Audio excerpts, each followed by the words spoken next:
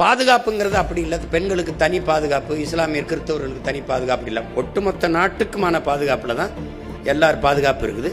அதில் இந்த ஒழுங்கு கல்வியிலிருந்து கற்பிக்கப்படணும்னு நான் நினைக்கிறேன். இந்த சமூக ஒழுங்கு இங்கே கல்வி அறிவை ஒழுக்கத்தை போதிக்காத கல்வியாக மாறிடுச்சு. வியாபாரம் இதை படித்தா அந்த வேலைக்கு போகணும், அதிலிருந்து கொண்டு வரதான் நிலையான தீர்வாக இருக்கும்.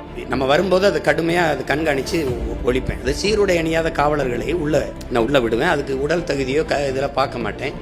அவங்க நீங்கள் இவரெல்லாம் காவல்துறையாக இருப்பாருன்னு நீங்கள் கணிக்க முடியாது.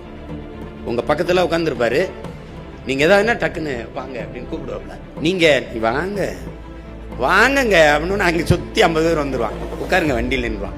அப்புறமா தான் தெரியும் அவன் காவல்துறை காவலராக இருக்கான்னு.